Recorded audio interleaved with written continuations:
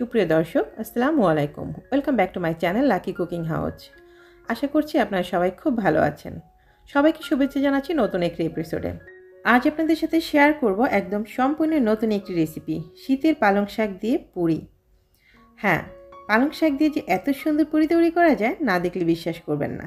আর একবার যদি বাসায় তৈরি করে খান তাহলে আমার বিশ্বাস আপনি বারবার তৈরি করবেন। পুরি তো অনেক ধরনের খেয়েছেন, তবে এত মজার পুরি আপনি আগে কখনো খেয়েছেন কিনা সেটা একবার বাসায় ট্রাই করলেই বুঝতে পারবেন। তাহলে চলুন আর দেরি না করে চলে যাই মূল রেসিপিতে। আমি এখানে পুরি তৈরি করার জন্য এক আঁটি পালং শাক নিয়েছি।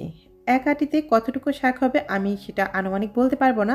আমাদের দেশে সাধারণত ছোটো ছোটো যে পালং শাকের আঁটিগুলো পাওয়া যায় সেই ধরনের এক আঁটি পালং শাক নিয়েছি। আর পালং শাকটা কিন্তু একটু ছোটো আকারের হতে হবে, মানে পাতাগুলো যেন কচি হয়। বড় বড় পালং শাক দিয়ে এই পুরিটা তৈরি করবে না, তাহলে খেতে টেস্টটা অত ভালো আসবে না। এরপর আমি চুলায় পানি গরম করে নিয়েছি, দেখতে পেয়েছেন পানিটা একদম ফুটিয়ে নিয়েছি। এর মধ্যে আমি দিয়ে দিয়েছি পালং শাক। পানিটা ফুটিয়ে নিয়ে তারপর কিন্তু পালং শাকটা দিতে হবে। আপনি চাইলে এখানে একটু সামান্য লবণ ব্যবহার করতে পারেন, তবে আমি এখানে কোনো প্রকার লবণ ব্যবহার করছি না। এতে মেজারমেন্টের ভুল হতে পারে, যে কারণে আমি এখানে কোনো লবণ ব্যবহার করছি না। তো পালং শাকটাকে আমি প্রায় 2 থেকে 3 মিনিটের মতো সেদ্ধ করে নিয়েছি। পালং শাক সেদ্ধ করতে কিন্তু খুব বেশি একটা সময় লাগে না, আর তাছাড়া যেহেতু আমি এটা ফুটন্ত গরম পানিতে দিয়েছি, যার কারণে এটা খুব সহজেই কিন্তু হয়ে গেছে। এরপর আমি শাকগুলোকে তুলে নিচ্ছি। সমস্ত পানিটা কিন্তু ঝরিয়ে নিতে হবে। আপনি শাকটাকে সরাসরি যে কোনো ছাঁকনির মধ্যে ছেঁকে নিতে পারেন, তবে আমি অল্প শাক যেহেতু এভাবে তুলে নিচ্ছি। আমি পেস্ট করার পর আপনাদেরকে বলে দিব আমার টোটাল কতটুকু পেস্ট হয়েছিল পালং শাকের, তাহলে আপনারা অবশ্যই এটার আইডিয়াটা করতে পারবেন। আমি এখানে মেজারমেন্ট কাপে 3 কাপ পরিমাণ ময়দা নিয়েছি। দিয়ে দিচ্ছি লবণ পরিমাণ মতো। এরপর দিয়ে দিচ্ছি রান্নার রেগুলার তেল 2 টেবিল চামচ পরিমাণ। তেলটা দিয়ে এটা হাত দিয়ে ভালো করে ময়দা এবং তেল লবণ একসাথে ভালো করে মাখিয়ে নিতে হবে। একদম ভালো করে এটা হাতের সাহায্যে মাখিয়ে নেবেন, যেন সমস্ত ময়দার সাথে তেলটা মিশে যায়। একটু সময় নিয়ে মাখবেন। যখন এটা মাখা হয়ে যাবে বুঝতে পারবেন, তখন হাতের মুষ্টির মধ্যে একটু ময়দা নিয়ে চাপ দিয়ে দেখবেন যে এটা দলা পেকে যায় কিনা, এবং হাত দিয়ে টিপ দিলে যখন দেখবেন আবার আঙুলের সাথে চাপ দিলে এটা ভেঙে যায়, বুঝতে হবে ময়দাটা কিন্তু মাখানো হয়ে গেছে। এরপর আমি পালং শাকের পেস্টটা দিয়ে দিচ্ছি। আমার এখানে পেস্ট হয়েছে প্রায় মেজারমেন্ট কাপের 1 কাপের মতো।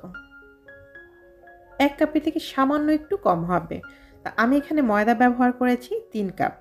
এরপর আমি পালং শাকটা দিয়ে ভালো করে এখানে একটি ডো তৈরি করে নিব। আমি কিন্তু এখন পর্যন্ত কোনো পানি ব্যবহার করছি না। যদি আপনাদের মনে হয় পালং শাকটা দেওয়ার পরেও এই খামিরটা তৈরি করার জন্য আরও একটু পানির প্রয়োজন, সেক্ষেত্রে আপনারা সামান্য একটু পানি অ্যাড করতে পারেন, এতে কোনো সমস্যা নেই। আমি সামান্য একটু পানি ব্যবহার করছি। দেখতে পেয়েছেন হাতে সামান্য একটু পানি নিয়ে জাস্ট আমার কিন্তু মোটামুটি যতটুকু আমি পেস্ট নিয়েছি তাতে করে খামিরটা তৈরি হয়ে গেছে। তারপরে সামান্য একটু পানি লেগেছিল, জাস্ট 1 টেবিল চামচের মতো। আমার ডোটা কিন্তু অলমোস্ট রেডি হয়ে গেছে। এটা হাত দিয়ে ভালো করে ছেনে নিতে হবে। এখানে পুরিটা তৈরি করার জন্য আপনাদেরকে একটা কথা বলে রাখি, আপনি চাইলে সরাসরি শুধুমাত্র এখন যে আমি ডোটা তৈরি করেছি এখান থেকে লেচি কেটে সেই লেচিটা দিয়ে ছোট ছোট রুটি বেলে সেটাও তেলে ভেজে কিন্তু পুরি তৈরি করতে পারেন, কোনো প্রকার পুর ছাড়া। তবে আমি কিন্তু এর ভিতরে পুর ব্যবহার করব, আর তার জন্য আমি এটাকে সেট হওয়ার জন্য 10 মিনিটের জন্য রেস্টে রেখে দিয়েছি। আর আমি পুর তৈরি করার জন্য এখানে নিয়েছি 2টো সিদ্ধ ডিম আর নিয়েছি 4টা মিডিয়াম সাইজের আলু। এটাকে এখন ভালো করে আমি গ্রেটারের সাহায্যে গ্রেট করে নিচ্ছি। আপনারা চাইলে এর ভিতরে আপনাদের ইচ্ছে অনুযায়ী যে কোনো পুর ব্যবহার করতে পারেন, অথবা ওই যে বললাম পুর ছাড়াও কিন্তু এটা আপনি তৈরি করে খেতে পারেন, সেটাও কিন্তু খেতে অনেক টেস্টি হয়ে থাকে। তবে আমি আমার মতো করে টেস্ট বুঝে এটা তৈরি করেছি। আপনি এখানে আলুর পরিবর্তে ডালও দিতে পারেন, অথবা আলুর সাথেও ডাল দিতে পারেন। আমি আলু এবং ডিম দুটোকেই একত্রে গ্রেট করে নিচ্ছি।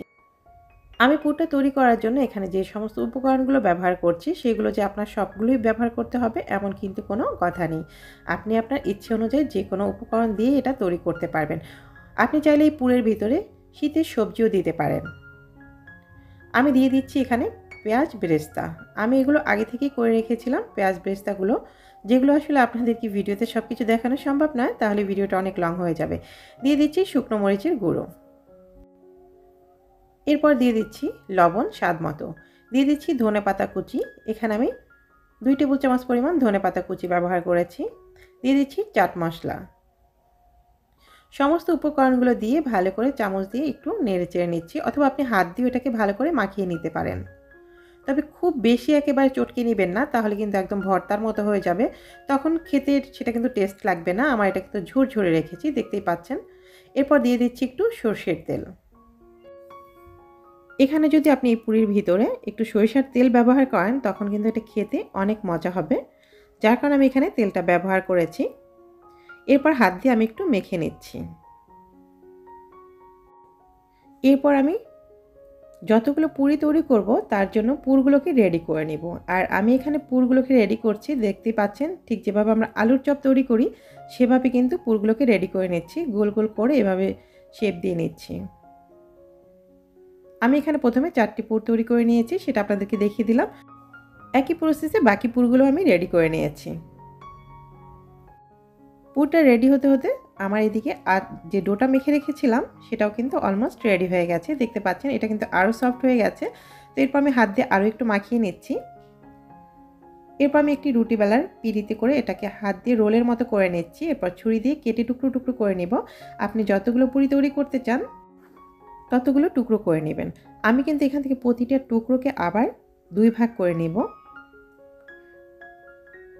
আর আমি যে পুরিটা তৈরি করব সেটা কিন্তু একটা পুরির জন্য 2টো লেচি লাগবে। আর এটা চেষ্টা করব ছোট ছোট করে লেচি তৈরি করে নেওয়ার জন্য। এই যে দেখতে পাচ্ছেন আমি 2টো লেচি তৈরি করে নিয়েছি। আমি যে টুকরোগুলো কেটেছিলাম তার একটা টুকরো থেকে আমি আবার 2টো ভাগ করেছি, তারপর ছোট ছোট করে 2টো লেচি করে নিয়েছি। আপনি চাইলে সরাসরি একটা লেচি করে তারপর পুরি যেভাবে আমরা সাধারণত তৈরি করি সেভাবেও করতে পারেন, অথবা আমি একটু ডিজাইন দেব পাশ দিয়ে, যার কারণে আমি এভাবে তৈরি করেছি। আর এভাবে যদি তৈরি করেন তাহলে কিন্তু আপনার পুরিটা পাশ দিয়ে ফেটে বা কোনোভাবে বেরিয়ে যাওয়ার কোনো সম্ভাবনা নেই, যার কারণে আমার কাছে এভাবে পুরি তৈরি করতে বেশ ভালো লাগে। এই যে দেখতে পাচ্ছেন আমি সাইডের যে অংশটা রয়েছে এটা সুন্দর করে একটি ডিজাইন তুলে দিচ্ছি, দেখতেও সুন্দর আর খেতেও কিন্তু দারুণ মজার। যারা আমার ভিডিওটা দেখছেন আশা করছি আপনার বাসায় একবার হলেও এই রেসিপিটা ট্রাই করবেন, তাহলে বুঝতে পারবেন আসলে এটা খেতে কতটা মজার। তো এভাবে আমি সবগুলো পুরি রেডি করে নিচ্ছি। আমার সবগুলো পুরি কিন্তু অলমোস্ট রেডি হয়ে গেছে। আমি টোটাল এখানে 10টা পুরি রেডি করেছি। এরপর এগুলো ভেজে নেওয়ার পালা। চুলায় একটি ফ্রাই প্যান বসিয়ে দিয়েছি, দিয়ে দিচ্ছি পর্যাপ্ত পরিমাণ তেল। আর তেলটা আমি হালকা একটু গরম করে নিয়েছি, খুব বেশি কিন্তু গরম করবেন না। আর চুলার আঁচটা কিন্তু এ পর্যায়ে মিডিয়াম রাখবেন। মিডিয়াম রেখে পুরিগুলোকে ভেজে নিতে হবে। চুলার জালটা কিন্তু কোনো অবস্থায় বাড়ানো যাবে না, তাহলে উপরের অংশটা কিন্তু নষ্ট হয়ে যাবে। আর পুরির যে পালং শাকের কালারটা সেটাও কিন্তু নষ্ট হয়ে যাবে। তো এই যে দেখতে পাচ্ছেন আমি হালকা মিডিয়াম আঁচে কিন্তু এটা সুন্দর করে ভেজে নিয়েছি। আর উপর থেকে কিন্তু বোঝাই যাচ্ছে এটা পালং পুরি। এত সুন্দর এই পুরিগুলো, দেখতে যেমন সুন্দর খেতেও কিন্তু দারুণ মজার। আমি কি বলবো, আপনার বাসায় যদি একবার ট্রাই করেন তাহলে আসলে বুঝতে পারবেন যে এটা খেতে কতটা মজার। তো একইভাবে আমি সবগুলো পুরি তৈরি করে নিচ্ছি। তো আপনারা চাইলে এভাবে কিন্তু পুরি তৈরি করে নিতে পারেন। বাজারে কিন্তু এখন অ্যাভেলেবেল পালং শাক পাওয়া যায়, তাই পালং শাক ফুরিয়ে যাওয়ার আগে একবার হলেও বাসায় ট্রাই করবেন। আর কমেন্ট বক্সে অবশ্যই জানিয়ে দেবেন যে আপনার এই পুরিটি কেমন হলো। আর ভিডিওটি যদি ভালো লেগে থাকে তাহলে অবশ্যই চ্যানেলটি সাবস্ক্রাইব করে পাশে থাকা বেল বাটনটি অন করে দিবেন, আর নতুন নতুন সহজ সহজ রেসিপিগুলো পাওয়ার জন্য। আজ তাহলে এই পর্যন্তই, দেখা হবে নতুন কোনো ভিডিও নিয়ে। ততক্ষণ সবাই ভালো থাকবেন, সুস্থ থাকবেন। আল্লাহ হাফিজ।